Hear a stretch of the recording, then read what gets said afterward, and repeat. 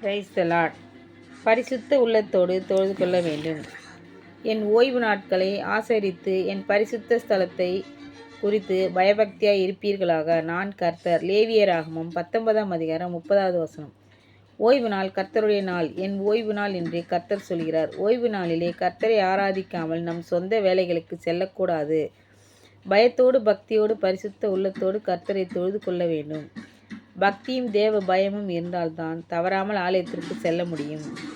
சங்கீதம் 5ஆம் அதிகாரம் 7வது வசனம். இந்த வசனத்திலே தாவீது சொல்கிறார், உமது மிகுந்த கிருபையினாலே உமது ஆலயத்திற்குள் பிரவேசித்து உமது பரிசுத்த சந்நிதிக்கு நேரே பயபக்தியுடன் பணிந்து கொள்கிறேன் என்று சொல்கிறார். நாமும் பயபக்தியோடு கர்த்தரை தொழுது கொள்ள வேண்டும்.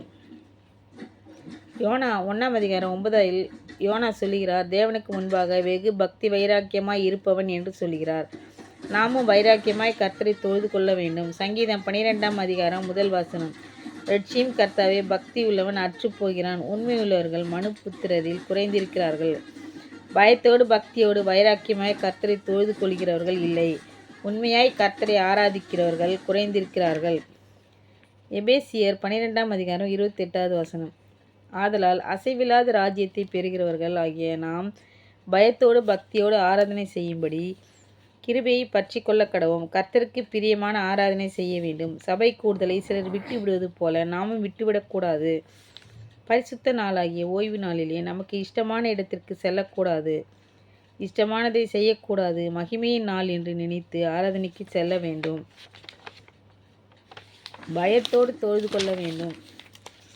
உன் தேவனாகிய கர்த்தருக்கு பயந்து அவருக்கே ஆராதனை செய்து அவருடைய நாமத்தை கொண்டு ஆணையிடுவாயாக. உபாகமம் 6ஆம் அதிகாரம் 13வது வசனம். கர்த்தருக்கு பயந்து அவரை ஆராதிக்க வேண்டும், தொழுது கொள்ள வேண்டும். பயத்தோடு கர்த்தரை தொழுது கொள்ள வேண்டும். அவருக்கு பயப்படுகிறவர்களுக்கு குறைவு இருக்காது. அவருக்கு பயப்படுகிறவர்களுக்கு கர்த்தர் இறங்குவார். அவருக்கு பயந்து அவரை ஆராதிக்கிறவன் பாக்கியவான். தேவ பயத்தோடு தொழுது கொள்ளும் போது அவருடைய வழியை போதிப்பார். தேவ தூதர்களை வைத்து பாதுகாப்பார். அவருக்கு பயப்படுகிறவர்களுக்கு ஞானத்தை தருகிறார்.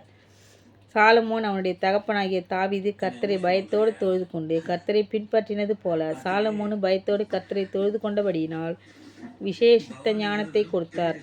யோசுவா கூட கர்த்தருக்கு பயந்து நானும் என் வீட்டாருமோ வென்றால் கர்த்தரையே சேவிப்போம் என்று கர்த்தரை சேவித்தபடியால் கர்த்தர் யோசுவா குடும்பத்தை ஆசீர்வதித்தார். நாம பயத்தோடு கர்த்தரை தொழுது கொண்டால் கர்த்தர் நம்மையும் ஆசீர்வதிப்பார்.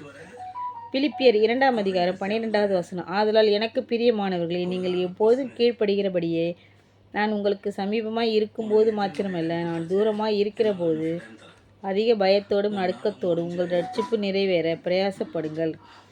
பயத்தோடு நடுக்கத்தோடு கர்த்தரை தொழுது கொள்ள வேண்டும். பக்தி உள்ளவர்கள் கர்த்தர் தமக்காக தேர்ந்து கொண்டார். யோனா கர்த்தருக்கு முன்பாக வெகு பக்தி வைராக்கியமாய் காணப்பட்டான். தேவன் அவனை எல்லா இக்கட்டில் இருந்தும் விடுவித்தார்.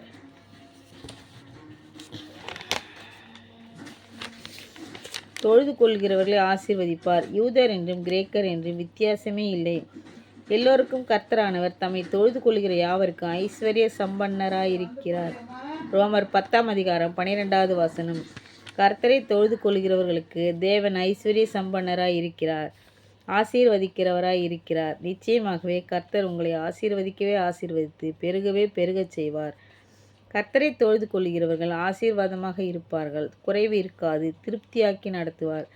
உன்னதத்திற்குரிய சகல ஆசீர்வாதங்களினாலும் ஆசீர்வதிப்பார்.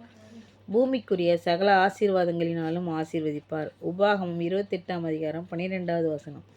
கர்த்தர் தமது நல்ல பொக்கிஷ சாலையாகிய வானத்தை திறப்பார். நித்தியத்திற்குரிய ஆசீர்வாதம் மகா மேன்மையானவை. எபேசியர் 1ஆம் அதிகாரம் 3வது வசனம். அவர் கிறிஸ்துவுக்குள் உன்னதங்களில் ஆவிக்குரிய சகல ஆசீர்வாதங்களினாலும் நம்மை ஆசீர்வதித்திருக்கிறார்.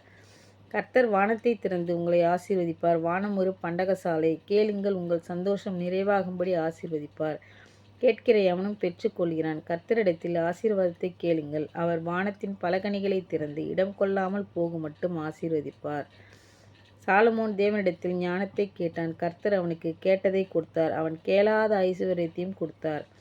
அதுபோல கர்த்தரிடத்தில் நீங்களும் கேளுங்கள். நீங்கள் நினைப்பதற்கும் வேண்டுவதற்கும் அதிகமாய் ஆசீர்வதிப்பார்.